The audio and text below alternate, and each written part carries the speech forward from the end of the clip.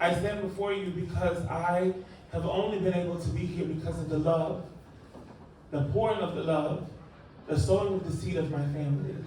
Before I begin, I just want to really acknowledge, thank you, New Yorkers for Arts and Culture for this incredible honor. This is truly a gift. Thank you. Thank you. I would love to really, I would love for my family to stand up. Chief, you already know. I don't know, what's up, baby? Okay.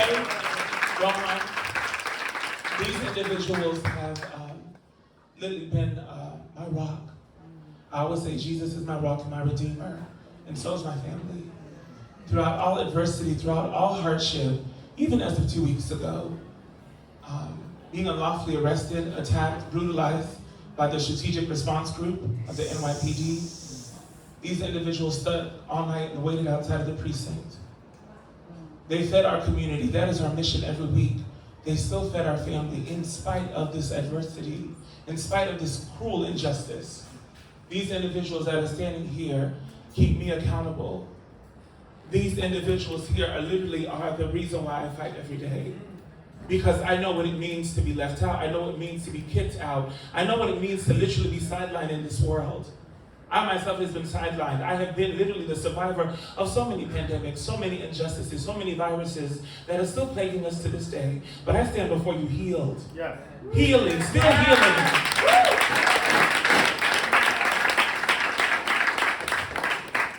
This award means so much to me because as a young person, I was always an artist. My kindergarten teacher described me as colorful. And I have stayed true to that, baby. Okay.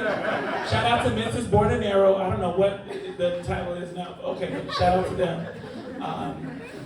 And I remember as a young person, literally making headdresses for a musical called Once on This Island. And then in 2017, I had the honor to work on that production on Broadway. And that has truly been, for me, the deep investment of art and culture. And especially in New York City, we cannot define art and culture without it embodying and centering Black queer, Black trans community who have not only birthed it, they defined it, they presented it, they produced it, they performed it. And they are still targeted for it to this day. And it is for that reason why I humbly accept this award. But the reality is it's nowhere near the end. At times in this fight as an advocate, I show up as a sister, a healer. As a child, I've always been called the disruptor. And as an adult, I'm a connector. Yeah. So I put the two together. I disrupt and I connect. But the reality is I have to disrupt because I can no longer sit and watch and stand idle as our city is literally crumbling, as the leaders in power have truly ruled with an iron fist, but not with an iron heart. There's no empathy, there's no care, there's no true sovereignty for the entire community of New Yorkers. We know that to be true. And it was long before this current mayor and their administration took over. But since they have taken over, we have only seen more destruction. They have embodied these robots of destruction into our city, fully overfunding them. They are oversized. They have defunded our communities. They are still working to defund the very arts and culture that makes New York City as proud, resilient, and colorful as we all know it to be. And it is for those reasons I will continue to disrupt and to connect until there is true change in this city, until we no longer have to continually say another person's name because they've become another victim.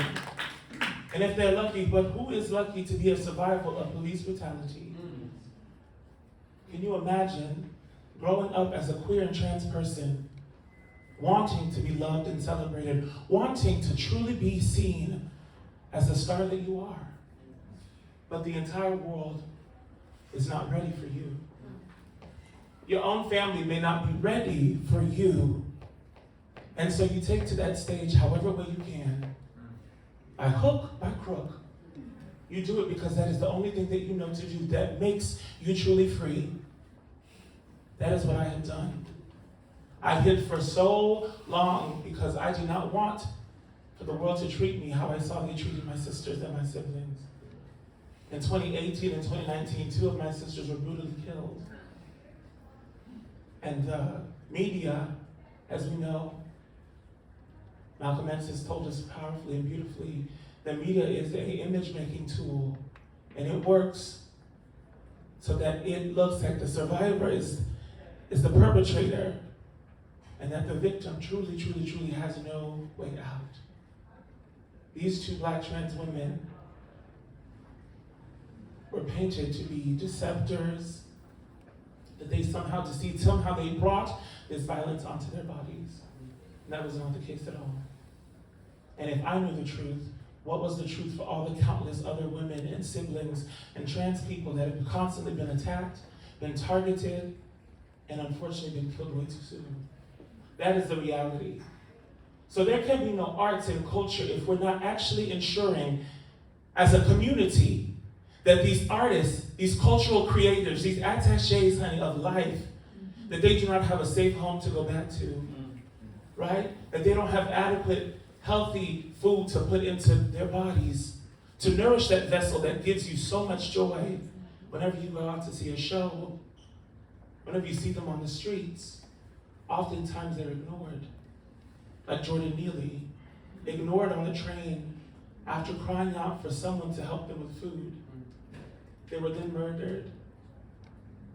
So if you could see that there's a path in the unified principle of destruction, that even in the midst of trying to still honor your truth, the society, the people around you, will work to diminish it, ultimately to extinguish it. And for me, I will do everything in my body, everything in my spirit, to rise up above and to ensure that the people of New York, the real artists, the cultural creators, they have permanent space to exist. They have homes to live and to grow in. They have jobs that will continually, equitably support them year-round, not just during a Pride celebration month. Not just when it is your bar mitzvah, when it's a celebration, not just when it's convenient. They are relegated to hired help. But the moment that they leave from this space, the moment that a queer child enters a space, they are seen as a threat. This entire country right now is on alert. We've all been served notice. If 550 anti-trans legislation bills have not awakened us, what else will it take? The NYPD pulled out their tasers on me. They could have killed me. I ran into that bodega because I knew if anything would have happened, it would have been on camera.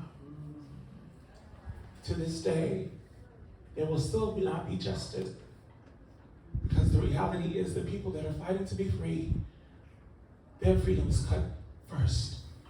We have seen it time and time again.